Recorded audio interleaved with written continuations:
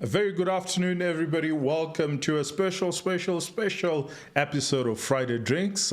Comes courtesy and sponsorship from Omari. They've just joined us. Yes, you're looking dapper today on account of the apparel. Yeah, it's almost summer, and this is the right attire. It is summer. What do you mean it's almost summer? It's not yet. Do we have spring in this part of the world? Yeah, I think we have two seasons. It's actually, we have all 4 seasons. Summer and winter. No, you can actually tell from the change in the weather and also the vegetation. It actually does change. The trees are starting to sprout out. The flowers are coming out and the new leaves are coming out. So yeah, it is spring and it does feel like spring. And it's nice and warm in the afternoon. It's not unbearably hot like it does. No, absolutely. Even in the evening, it's actually very bearable. One can actually get a good night's sleep. Which is fantastic. This is great, man. What do you think, Omari? No, I'm excited. I think we've got a testimony from one of our colleagues here who's actually been using it for some time. Maybe we could get... Yeah. So serendipity is how Sharon actually found Omari. So maybe, Sharon, you can just tell us about your experience with Omari. Yeah, great. Thanks, Tinashe. So I've been using Omari now for a couple of months, and it's been great. I started using Omari because I was having trouble paying for my Spotify, my Netflix, and then through word of mouth, I heard about Omari Visa card, and I registered. It was smooth, and put some money in, and all of a sudden I could now pay for my Spotify, my Apple TV, my Netflix. So Omari has been great. All I needed to do was go to an Omari agent, and they could just do my register, put some money in, and then it was working. And another good thing is I can now actually send money to my family and friends as long as they are on Omari again. So I can actually send money to my cousins, my friends through Omari, and they can do cash out. And the other good thing is with Omari, it works with other money sending networks. So if you have got EcoCash, you can send Omari, you can send money from EcoCash to your Omari, and you can do reverse. So it's really been great. Yeah.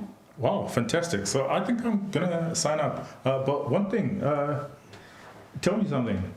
Sharon is actually on Netflix. Are you overpaying her? Do you know how much Netflix is a month? I have no idea, but... You're not on Netflix? Well, I just recently joined Netflix. Netflix is about $10 a month, and you get all this content. I mean, if she was on DSTV, then maybe your question might be... Are you paying DSTV with Omari, Sharon? I am not on DSTV.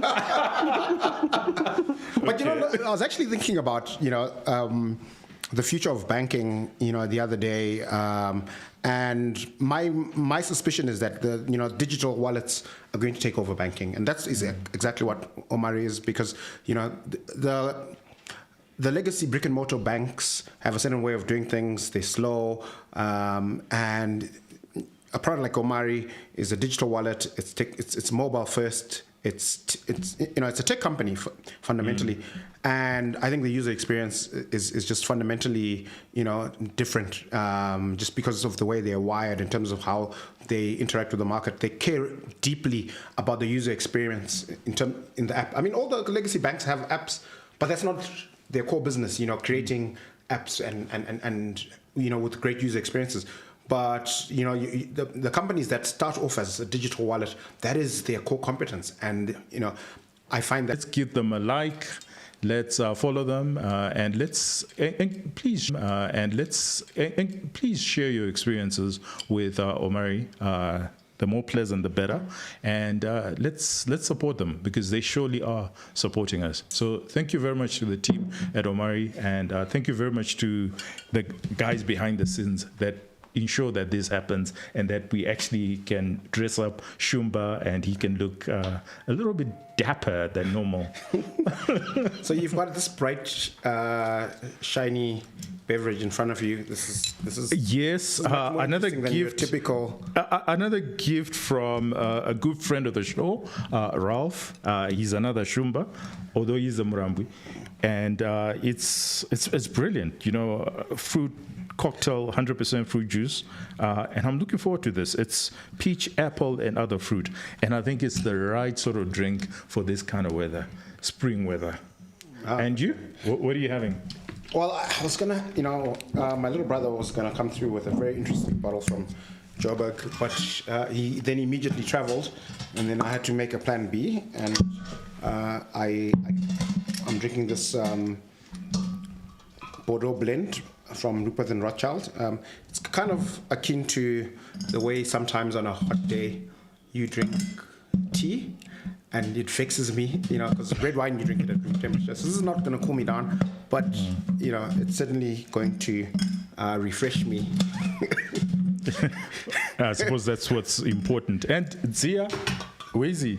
Oh, Zia is in a wonderful part of the world called Zanzibar, ostensibly to do some work as an investment professional, but I suspect he's going to spend most of his time over there ogling at the ocean and letting his hair down. Well, that's pleasant enough. Yeah. Especially during the weekend. I think that's absolutely a good way of spending the weekend. So the cat's away, so we get to go down rabbit holes. Actually, you know what? I'm thinking of everything that Zia said we shouldn't talk about, and we probably need to talk about. Absolutely. Because he's probably not watching the show live anyway. He's probably sitting somewhere on the beach, drinking a virgin cocktail, looking at lots of blue sky and water. And palm trees, yes. Hopefully. Yes. But yeah, a lot has been happening. I think that the most important thing that perhaps we never have that much good news coming out of Zimbabwe, but I think that in the last week we've seen something very positive that actually came out of Mtuli Treasury, and first of all, they've slashed a lot of the regulatory agency fees that are out there. And I think that the most prominent one was the car license plates. Yeah, from $500 to $50. I think that even as a token, it's the order of magnitude just tells us that there's a lot of money out there that was really not necessary, that we were paying into somebody's pocket, or there was a lot of profiteering that was actually happening, which I don't is like a word. that word, profiteering. We don't like that word ideally, but you would think that people who use that word quite often wouldn't engage in that practice. Exactly. But lo and behold. But anyway, let's actually talk about that, because I thought that was a very positive thing that we've had, and we haven't had positive news coming out of Zimbabwe. Would you like to just maybe spend a bit of time just articulating your thoughts around the slashing of fees from Zimra to even agricultural products, dairy, beef, whatever it is? They've really gone out of their way and they've slashed those prices or fees by orders of magnitude, up to 10 times. No, look, I'm absolutely delighted by these developments. I want to give Treasury credit and kudos for actually listening, because the business community has been talking about these issues for years now, how one of the reasons why it's difficult to do business in Zimbabwe is because we have this overregulation, and married to the overregulation are all these fees and costs that are associated with, innumerable licenses and regulatory requirements. And I think, we've got to take our hat off to the team on the other side of the ledger for actually taking note of these concerns and taking action, to move the cost of a license plate from $500 to $50. It's a significant development. And what I think is even more important than the actual, the details, the specific changes that we've seen, is the signal to and for markets, signals are very important. Absolutely. So they're signaling that they are open to engagement, that they can pivot and do things differently, and I think that's fantastic. And I think to my colleagues in the private sector, this is an opportunity to actually there's some gripes here and there about what hasn't changed. I wouldn't gripe about some of the things that haven't changed. I would take the win. I would show a lot of gratitude to our colleagues in government for these steps that they've taken, and it's a signal for us to continue to engage, continue to raise issues, continue to work with the government to create a macroeconomic framework that is more business friendly. Yeah, I think I tend to agree with you. I think that the idea of the signal is very important, and markets work on signals. And I think there's a lot that we would have wanted, but I think this is a good start. And what they need to do is to move with the momentum. And moving with the momentum, it means that you can do a whole lot of things. And this is within the purview of the Ministry of Finance. So just cutting and slashing a lot of these fees, and also penalties. I think that they should get into those penalties, because there are lots and lots of transgressions, not necessarily because you want to transgress, but it's because there's just so many permits and so many rules and regulations. It's so complex, you're bound to trip on something. You're bound to bungle it up somewhere along the way. And then when you do, innocuously, but the response that you get, especially from Zimra, it's never a good one.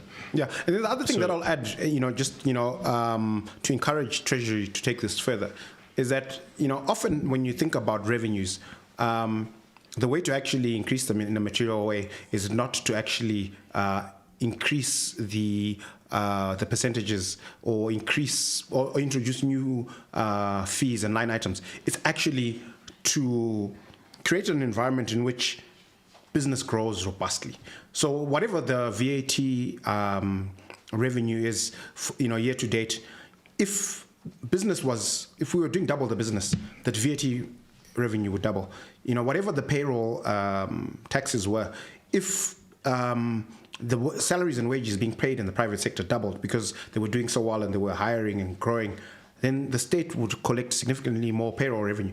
And I think that should be the focus. Instead of figuring out how to get more revenue from the economy as it stands by introducing new tax heads, I think the solution is to actually spur robust growth, and then the revenue will follow. That sounds simple enough. Why is it not simple enough for the bureaucrats to understand this? So I think at some level there's a philosophical divergence between the private sector and the government, where the government has this view of the private sector as often too clever by half, and whatever they're actually paying, they're probably making 2, 3, 4 times more that they should be paying taxes on that they aren't.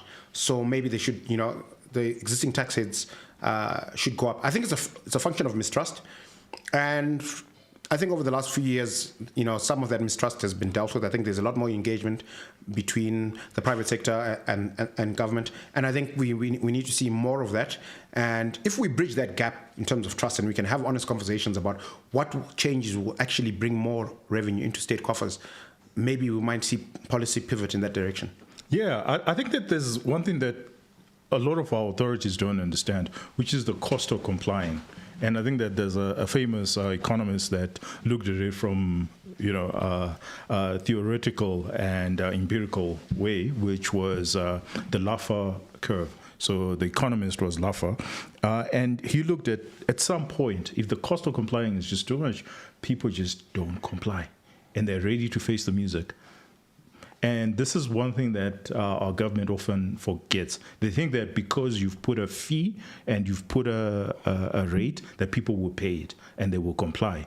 But what they don't realize is that if the cost is too much, then people are willing to become vigilantes and just not comply at all, and work in the black market or the gray area. Whereas what you need to do as government is actually realize that there's a market there, and there's probably at a particular price where everybody just thinks, it's easier better to comply. It's just easier to comply, and it's easier. Then you're not going to pay any bribe, because that's the other thing. It's actually, if the fee is too high, then you're actually inculcating and encouraging corruption. Whereas if it's just enough, you'll have more people actually complying, which is actually what you want. So the reason why you have a lot of these fees, it's not necessarily because it's revenue generating, is you want more and more people to comply. So let's take, radio licenses, for example. it's not a revenue generating thing. You actually want people to comply. And if you want people to comply, if it's cheap enough, people shouldn't even be thinking about it. They'll be happy to pay it. But right now, they're not getting the services. I mean, if you've watched Who listens legacy to media, it's state media? Yeah. I mean, in their legacy cars? media, it's just actually, exactly. Then that's the point that we're trying to make, that they need to innovate. They need to realize that the sector has changed. But if it's good enough, if the price is low enough, then people will just And if the product happily- is good enough, we just heard Sharon talk about Netflix and Apple TV. If the product was great, right, and it was $2, $3 a month to have a subscription to these radio channels and TV channels, your average Zimbabwean would subscribe without. And happily so. Absolutely. And, you wouldn't have to actually set up roadblocks and So there's a thing that, when I was reading what the Minister of Finance actually said, and I just want to say it out loud because I thought there was a brilliant way of capturing this. Zimbabwe has scrapped dozens of regulatory charges and slashed others for livestock and dairy farmers after admitting that suffocating red tape had made it nearly impossible for smallholder farmers to operate. So they actually admitted and they actually know that this red tape is actually suffocating. which is fantastic. I think, the first step in dealing with any problem is acknowledging that you have a problem. I think, this is why last week we were talking about a crisis. If you don't actually acknowledge that you have a problem, then there's no way that you're actually going to figure out a solution. And I think that, this is one of the great things about this policy action that we've seen over the last couple of weeks, is that you have an acknowledgement from government that these regulations, these costs are inimical to economic growth. They're inimical to a flourishing formal sector. And for as long as they're there, you're going to see the formal sector lose market share to the informal sector. And as that happens, your tax base shrinks and government revenue shrinks. So I think it's great that they're now alive to the problem. And, I hope that they continue to address it aggressively. They go even further and they say a government has also abolished several levies. We have scrapped the cattle levy, the armor livestock development levy, biosafety permits, ZERA charges, and Zinwa water use fees. Environmental costs are also being trimmed. The environmental impact assessment license has been lowered from 1.5% of project value to 0.5%, capped at 100,000. I mean, it's still ridiculous. I mean, environmental assessment, and you need 100,000 to pay for. I mean, what exactly are you paying for? And it shouldn't be, a percentage of the project value, because actually, you're deterring somebody to actually bring in, a large amount of money into the economy. What it should be is how much do you need to carry out an environment assessment? And if you come from that, because as a government, your first thing is not to raise revenue from a project, but it's for people to comply with your regulations. So the question essentially should be, how many resources do we need to carry out the environmental assessment? Not, can we raise money from this? Absolutely. I mean, so we can dovetail into a rabbit hole here about the role of government in general. From a libertarian perspective, one of the reasons why we believe that you want your government to be as small as possible is because, for the most part, they should stay out of the way of the citizen, of the business, of the private sector, and really only intervene if you as a market player are somehow abusing your position, whether it's polluting the environment or you have a monopoly or cartel that's manipulating prices in a way that disenfranchises customers, then you have them play the referee that steps in and says, that's not okay, right? But for the most part, they should let the market determine prices, determine how capital is allocated, where investments go, and how businesses operate. And I think that's one of the things that's happening on the global stage that I find quite interesting is the one part of the world today that has comprehensive air regulation is Europe, right? You don't see that in the US, you don't see that in China. And guess what? there are no major AI companies in Europe. They're either in the US or they're in China because the environment in Europe is suffocating, right? So you have to jump through so many hoops to get anything done. The guys have just decided, you know what, this is too hard. We're gonna do it in China or we're gonna do it in the US. That's true. So following on that, we still continuing with a clearer view from Gloria Doron Kombachoto and her article in The Independent. This is a second part of killing the goose that lays the greenbacks. Actually, she says it's killing the goose that lays the greenbacks. I agree, which is part 2. And in line with what you're saying, she talks about regulatory burden.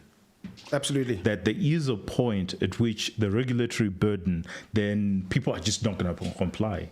And you need to ensure that, yes, we do recognize and acknowledge that we need to have regulations, but the burden shouldn't be so much that people decide either not to go ahead with the project or to be corrupt.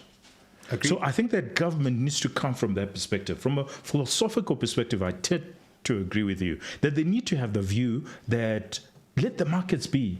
Let people get in there and do what they need to, and not be picking up regulatory burdens from Europe, where investment has last happened, 200 years ago. Yeah, I mean, one of the fun facts about Europe, Mario Draghi, the former Italian Prime Minister, and ECB, I don't know what title they have for the guy running the European Central Bank, governor or president or whatever it is. He issued a paper earlier this year or late last year just outlining the issues in Europe. And he was saying there isn't a single company in Europe that's worth more than 100 billion that was founded in the last 50 years. So there is no innovation. There is no the startup scene is not producing these new big corporates that didn't exist. All the 100 billion plus companies in Europe are more than 50 years old. Right? Can you believe that? Right? Yeah. So Gloria actually puts it this way. An ad. Okay. So all right. So I think we need to take a break, and then let's we'll be right back. After this.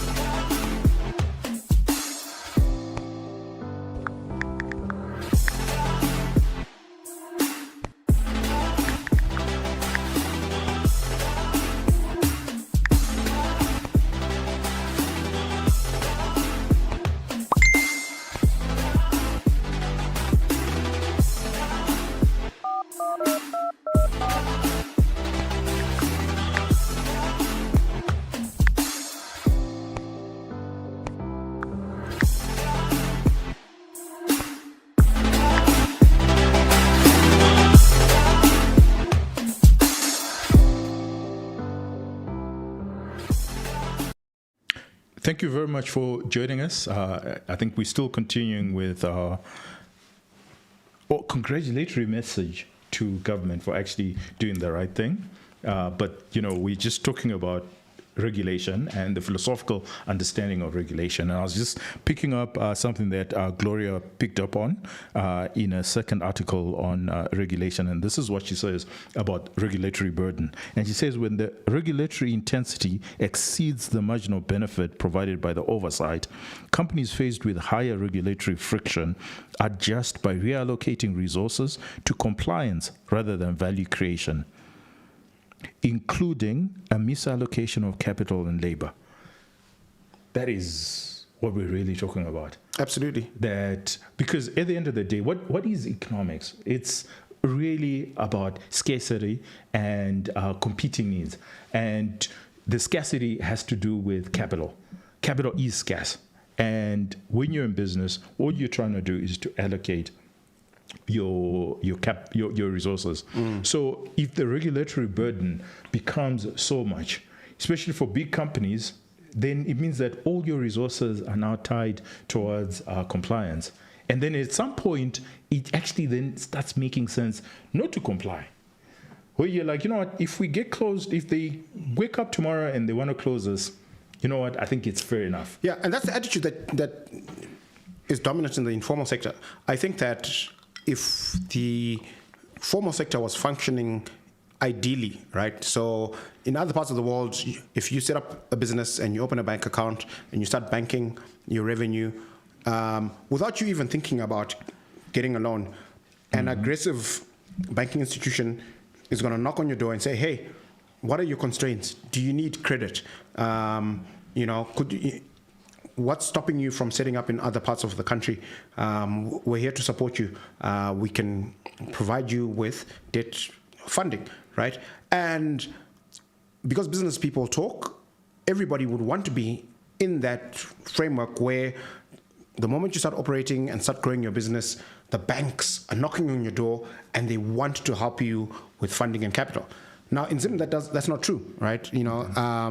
A lot of the banks you will find, most of their lending is not to the formal sector, it's not to businesses.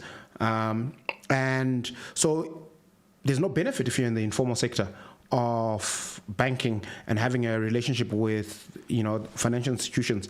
And so you're not going to do it. And if you enter the formal sector, you've got all these taxes that you need to pay, you have all these licenses that you need to get, you have all these fees and costs that you have to put up with.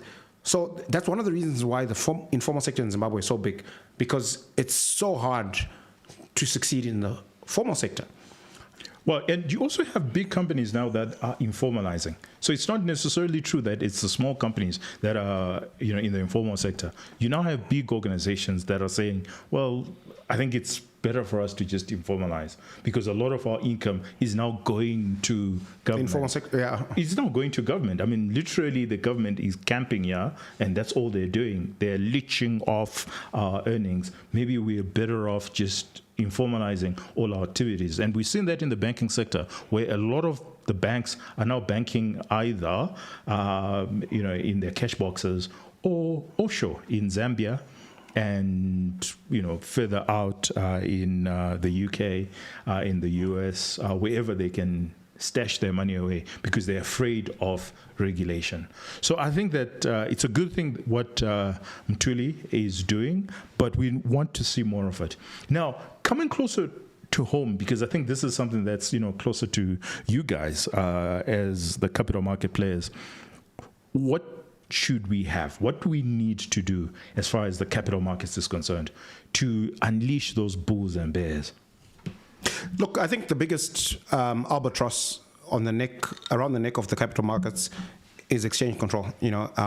Whenever I'm excited about an investment opportunity in Zimbabwe and I have a conversation with my colleagues in Joburg or London, the conversation always ends at this one point.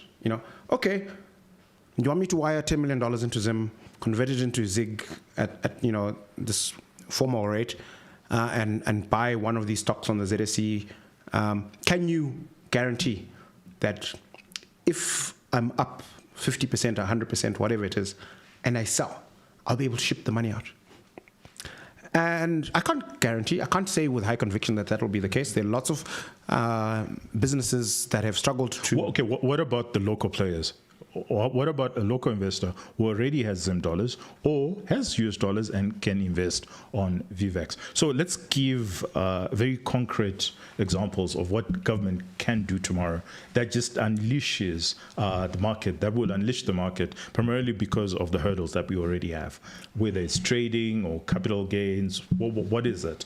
So on the local market, in terms of local capital, there's high net worth individuals and small businesses who, during hyperinflation, wanted to ring fence their capital from inflation, were quite comfortable deploying that capital to the ZSE.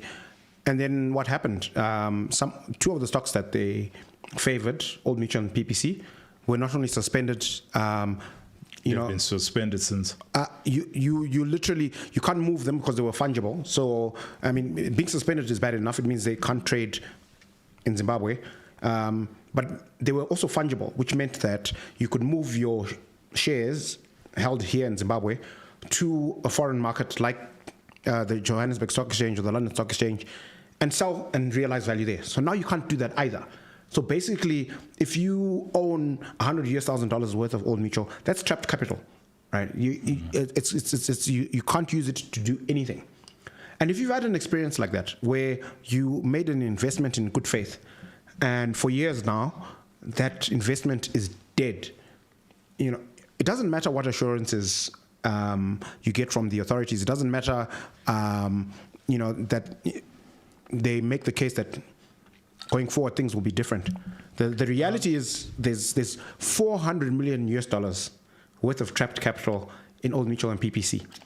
And, so the idea is they need and what the state can do capital overnight is simply say, hey, you know what, guys, we've had our disagreements about these shares and the way people traded them during hyperinflation, but we want to move forward. Many of you bought these shares in good faith and you've been disenfranchised. We're now lifting the lid on fungibility. Maybe they, removing the suspension is a bridge too far, but remove the restriction on fungibility. If you need the capital and you want to ship them to Joburg or to London, you can now access that capital. As long as you do it through formal channels, I think that's okay. Good. And then on VFX. Yeah, so VFX probably doesn't have the same kind of challenges that the ZSE had, because Old Mutual and PPC were listed on the ZSE. But when the VFX was founded, it came with all these bright, shiny objects to attract new investors, one of which was if you are an exporter and you deploy capital to increase production, that additional production would not be subject to surrender or retentions. And then a couple of years later, the government changed their mind. They said, no, actually, we want that surrender, right? And again, when you break promises like that, it leaves a bad taste in people's mouths. And where you ordinarily see a lot of interest, a lot of capital wanting to deploy there, they're going to be asking the same question. Okay, these are these fantastic assurances you've given me about how this market is wonderful, but this is what you did in the past. You broke this promise. How can I believe that you're not going to do that? Absolutely. Going forward? Okay, let's move slightly away from the local market and let's talk about what's happening with gold and Bitcoin. If you look at the price of gold over the last 6-7 months, it's gone up by over 40%. This is a gold rally that we haven't seen since ever, right? And I think the big questions that people are asking and people want to understand is, are we going to see this rally going on? Is it a bubble? And so let's start there before we get into the Bitcoin story. But let's start with gold. What are you seeing with gold? And do you think that it will break the $4,000 an ounce mark? Yeah, look, so the bull run in gold and in Bitcoin to a lesser extent, because Bitcoin is digital gold, is a function of loss of confidence in fiat. Right? If you look at the US dollar, if you look at the euro, if you look at all these highly tradable fiat currencies, over the last 20, 30 years, they've lost a tremendous amount of their purchasing power. And this is because of government profligacy. If you look at the US dollar, for example, at some point, they were adding $1 trillion to their debt every 100 days. Right? This is not sustainable. And I think the market is finally waking up to this reality and saying, you know what, maybe going forward, I should allocate less capital.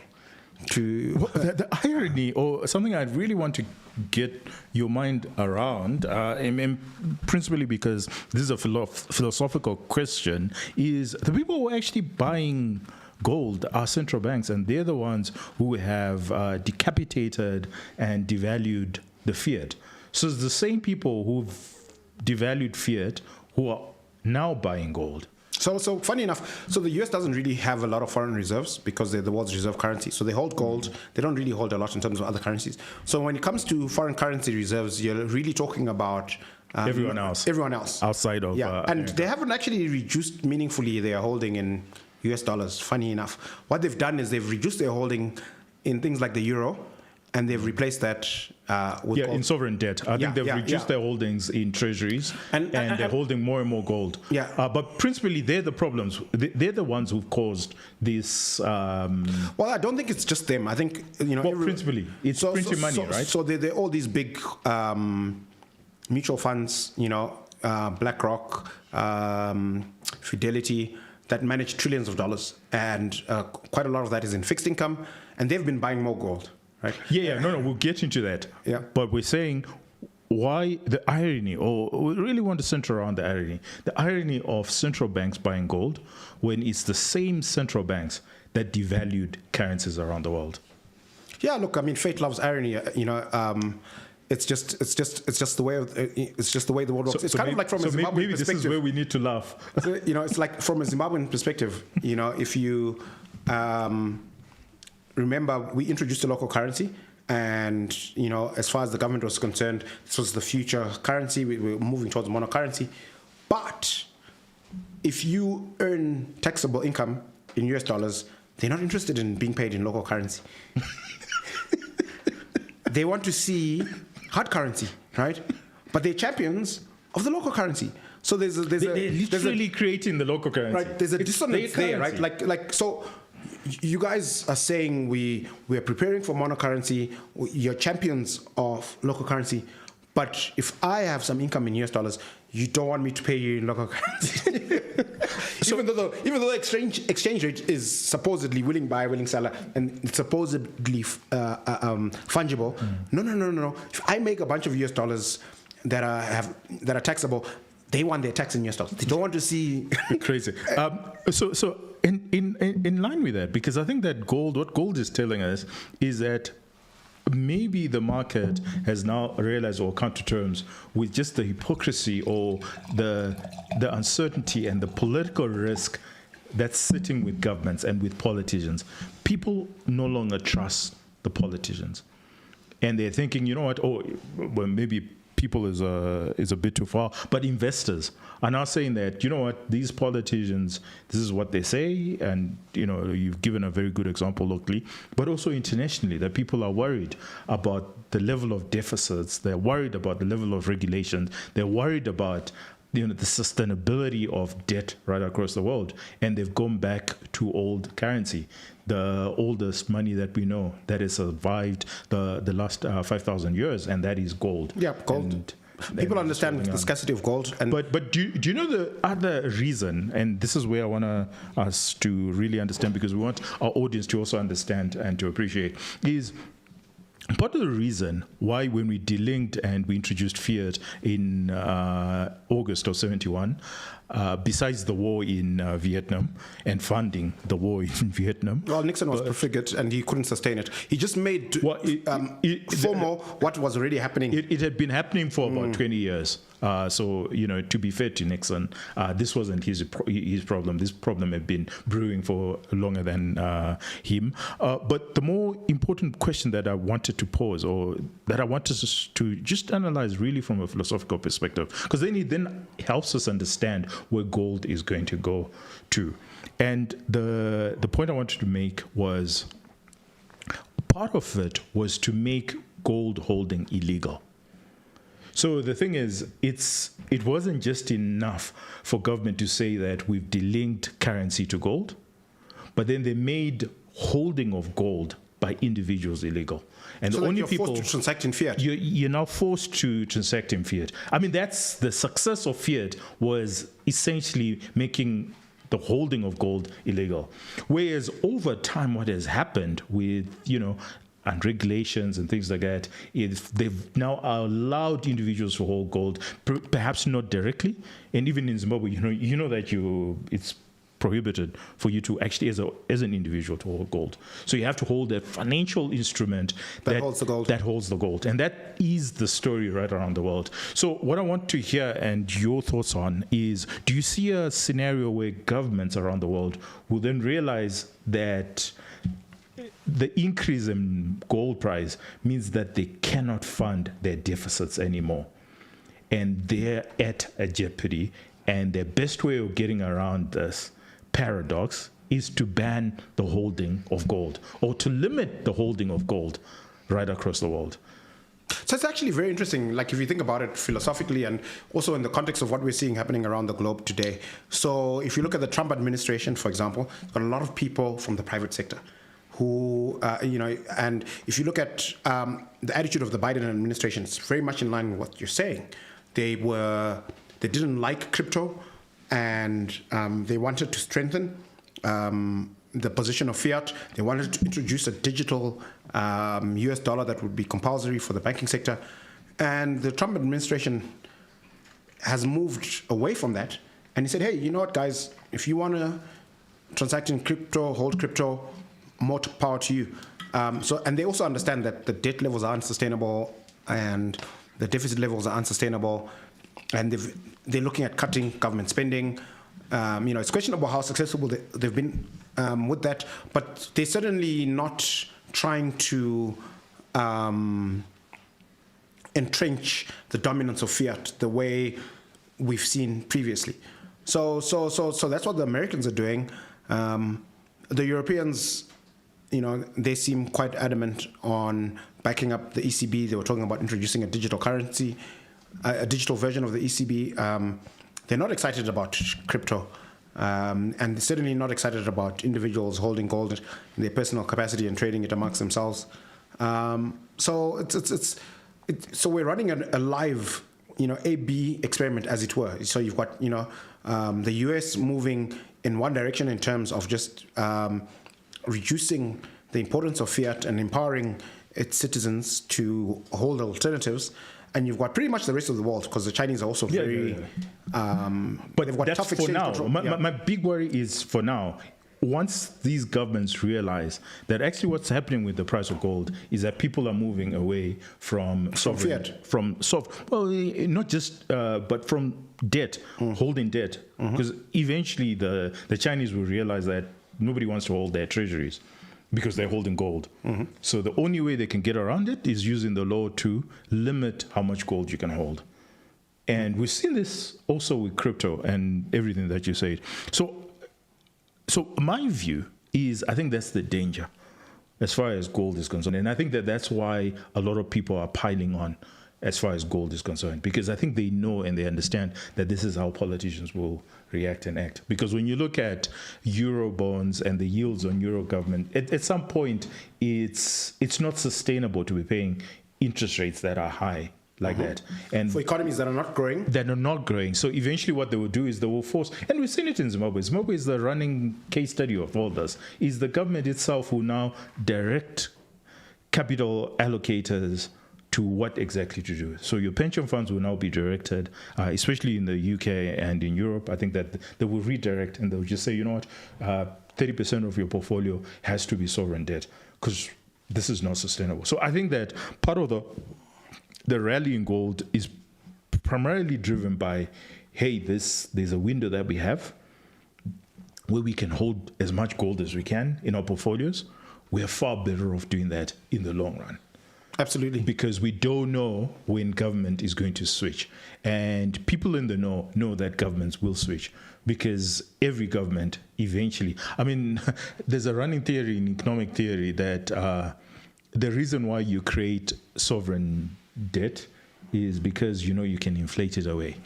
That's been the running theory for a very long time for a lot of these governments.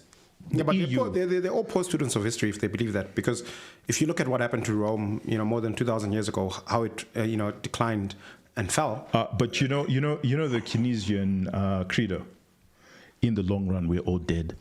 Yeah, so they don't care about what happens to Rome, 400, 500 years later. They care about... Zimbabwe had hyperinflation. Argentina had their national debt block. Where's Mugabe now? Germany. Where's Mugabe now?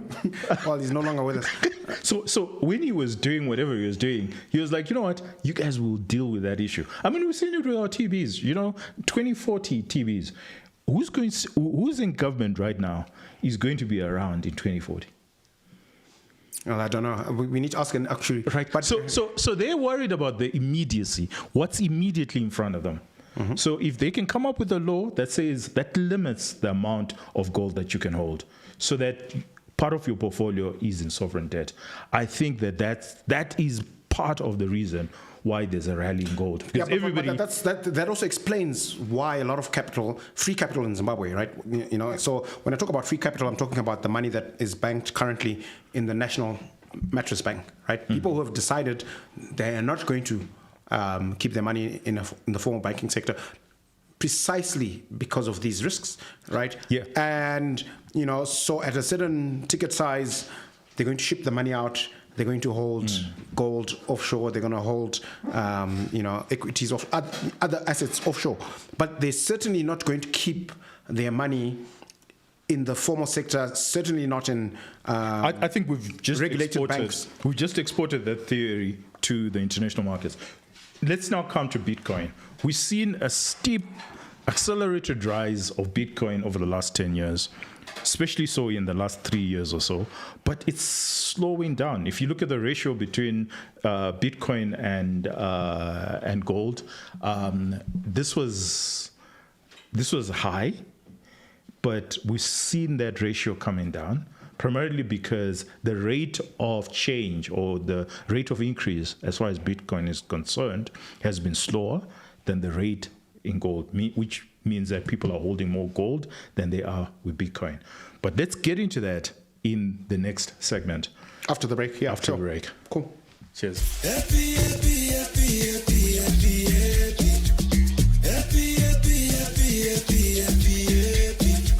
You can also be happy with the Omari Visa card, the best Visa card in town.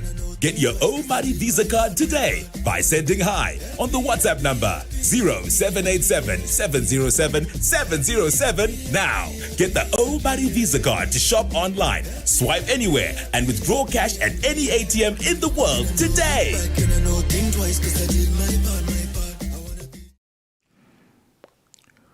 Welcome back, and thank you very much for joining us. It's an exciting period in what's happening internationally, but it does affect us because there are certain decisions that we should have made as far as our gold is concerned. I think that the Russian gold, I think everybody knows that we've been given a window. We don't know how long that window is, and this is probably the best time to get as much gold as we can out of the ground and hold also gold stocks or some form of gold in our portfolios. But anyway, let's come down to Bitcoin and gold.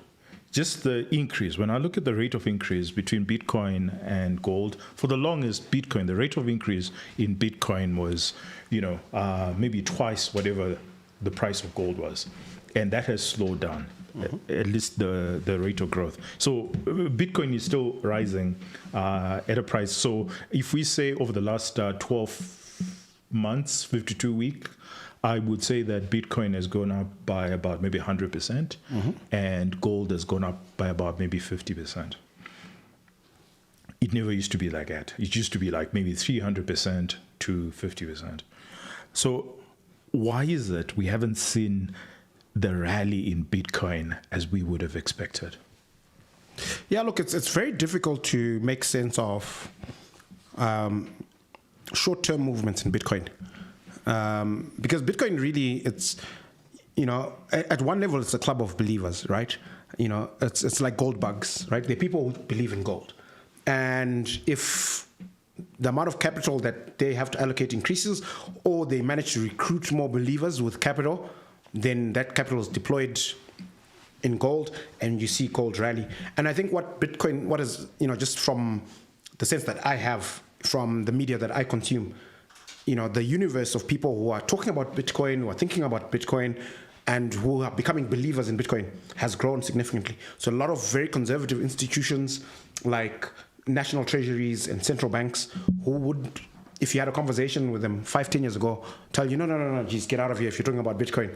They're now saying, okay, you know what, we need to think about Bitcoin. Bitcoin is a serious alternative to deploy capital. So I think the universe of believers in Bitcoin, has it over the long term, it's been growing, but in terms of how quickly it grows over like a short-term period, like a 3-month period or 6-month period, I don't have any good tools to explain. I'm talking about the 52-week period. Yeah, like so. Is that still true? Or are we likely to see a surge in Bitcoin? This could be a good time to buy Bitcoin, going by the history, or that's what I'm trying to gauge. So the Bitcoin bugs, the enthusiasts, they'll tell you it's always a good time to buy. You must always. you must always be piling in. This thing is going to 1 million. It's going to 1 billion. It's you'll never hear a negative sentiment from a Bitcoin bull. So, but some of us more dispassionate observers. Well, that's why I'm asking. My view is, look, it's incredibly difficult to measure the sentiment around Bitcoin in the offices of people who allocate capital, right? So if you find, like, it's a big deal, for example, it'll be a massive signal if the Chinese central bank made an announcement next week that they're going to allocate some of their reserves to Bitcoin. They can't because, Bitcoin or crypto is a nemesis to central banks. Yes, but they're a dynamic economy. One of the famous sayings. Well, they get it's El Salvador that the central bank actually Yeah, exactly. So and one of the things that I like about the Chinese policymaking animals is that I think Deng said it well when he said, "I don't care if the cat is black or white." As long as it catches mice, right? So the Chinese, are given to being very pragmatic. And yes, they might all this time have dismissed crypto and said, we've got no interest in it.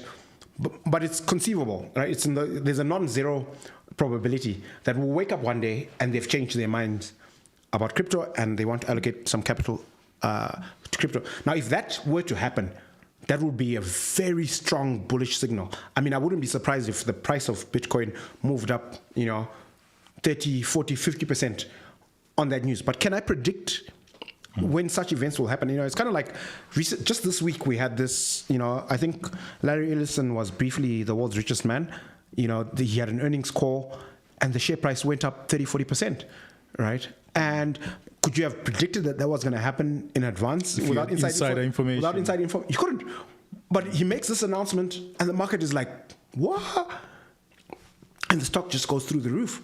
And that's the nature of markets in the short term. So you know what I think, and I think you're onto it. What I think is, in the universe of people who believe in crypto, if you look at the underlying philosophical idea around crypto, it's about decentralization, really. It's about technology that is essentially decentralized, which I think is a good thing.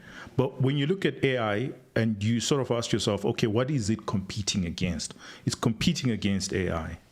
And what is the underlying philosophy around AI? It's centralization of information. Right? And I think that in the universe of investors, they might not consciously be thinking like this, but they're looking at returns and they're saying, okay, I could hold Bitcoin or I could hold an AI stock, because essentially it's about capital allocation. And I think that at this particular point in time, because there are those who believe that AI is going to fundamentally change the world, like yourself. Yeah, like me. Yeah, for sure. And I think that in the universe of tech supporters who would ordinarily have run with Bitcoin or decentralized technology, they think that AI is probably where the money should be, and they're just piling in on AI. And they're not wrong when you look at Oracle stock, that if somebody at the beginning of the year had decided, well, with the capital that I have, should I put it in Bitcoin? Yes, I understand the philosophy around Bitcoin, and I actually appreciate it. But when I look at AI and where AI is going, and you look at the particular stocks that are rising, then I think I'm better off allocating my capital with AI. That's what I think is just a theory out there. But guys... Yeah, and if you think about the amount of capital that's being allocated to AI, it's obscene. These are massive. I think, it's fair to actually ask the question whether it's a bubble, because it's just, the numbers are just... I think we'll take that next week or next time when Zia is not around. Then we can have fun down these rabbit holes. But all we're trying to do is to show the world how the world actually affects us, because there are lots of people who think, oh, maybe these things don't affect us locally. But I think we've seen the price of gold. Zimbabwe right now, if you look at gold towns, that's where you're seeing a lot of the growth. Yeah, we have line of sight to 40 tons this year, which would be a record.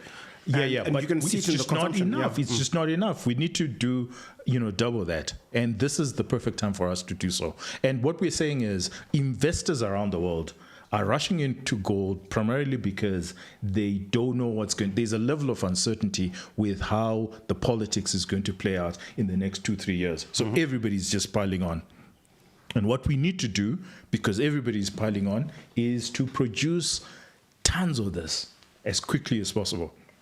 And that comes down to policy. Policy that actually understands what's happening geopolitically, that understands what's happening with markets, and says, you know what, right now we just need to produce as much as we can and sell it to the world and hold and have our minds, expanded. Because if our minds are expanded, and even if the price comes down, we've already got the economies of scale.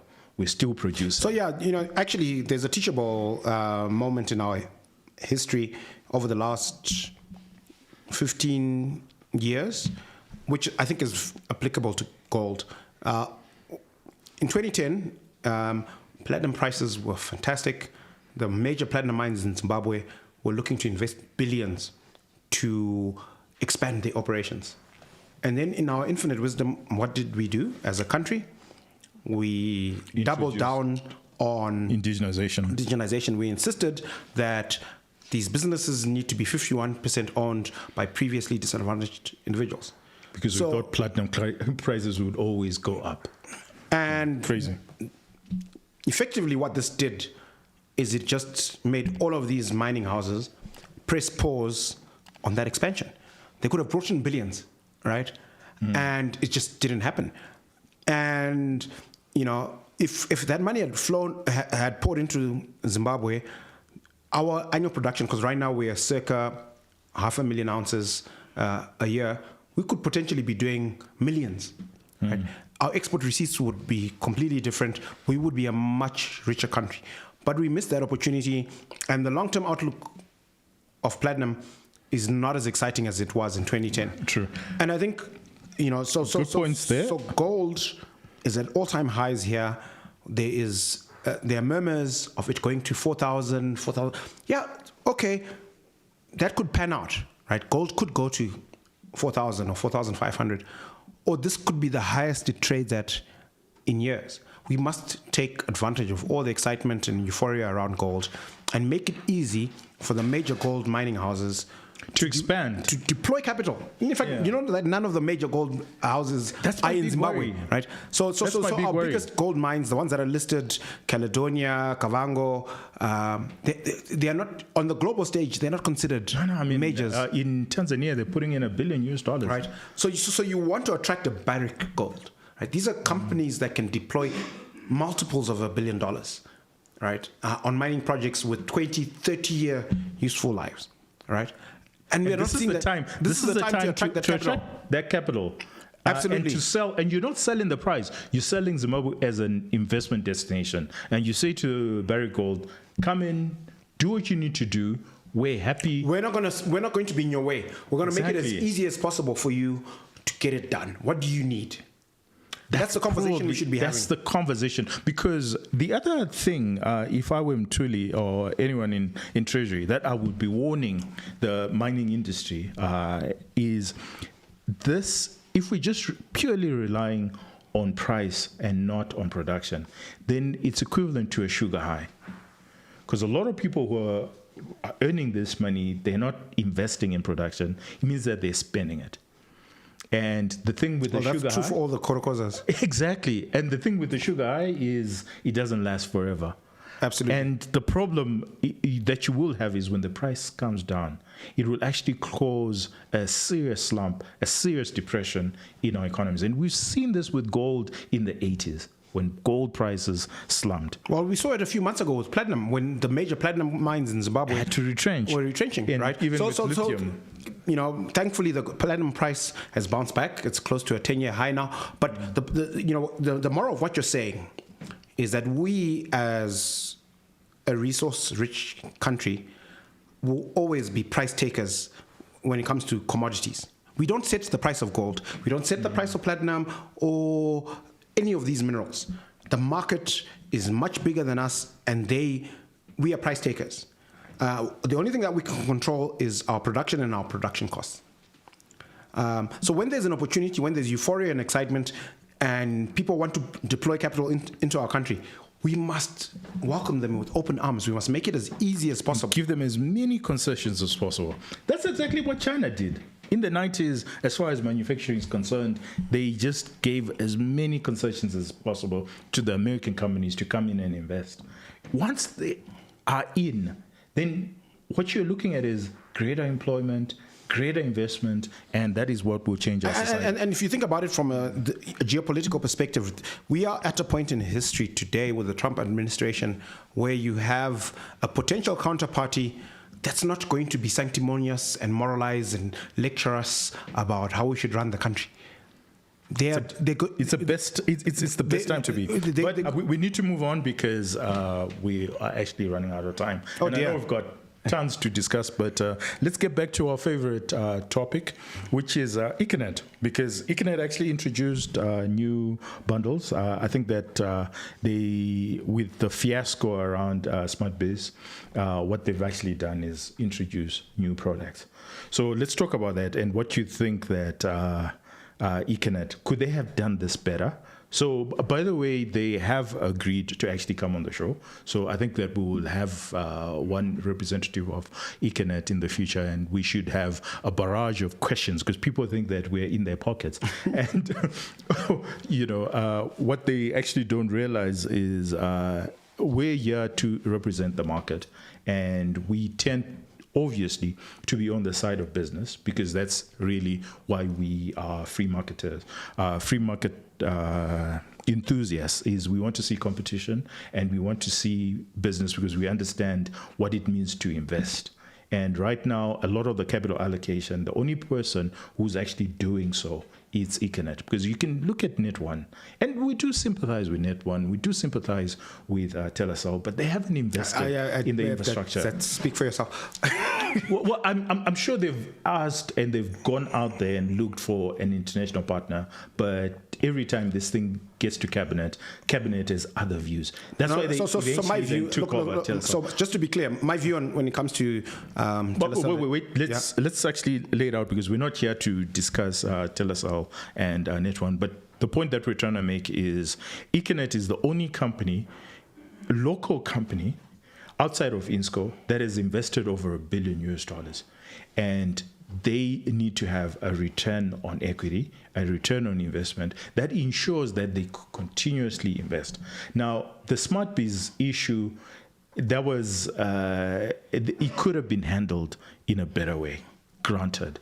But I think that at the core is we need to realize that they're in this to make money and to be in business. And if it doesn't make sense, then they should tank the product, just like any businessman would. If a product is not making sense, then it should go away. And what it was doing, it was now cannibalizing a lot of their high net worth and high paying businesses because the congestion was now happening around SmartBiz.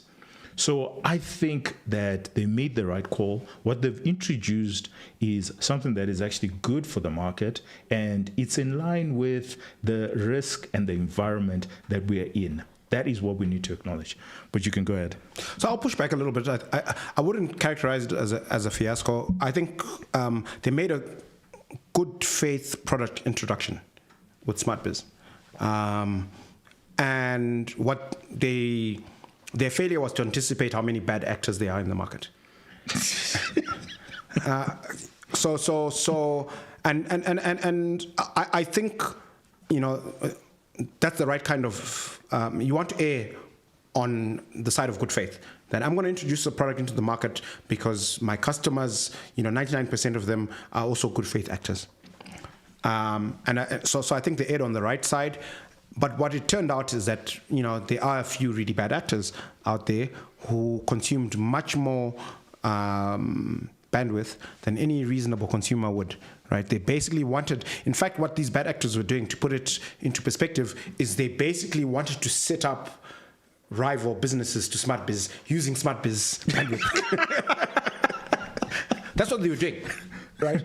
And so they took fair use and they blew it out of the water and they went to a whole other level, right?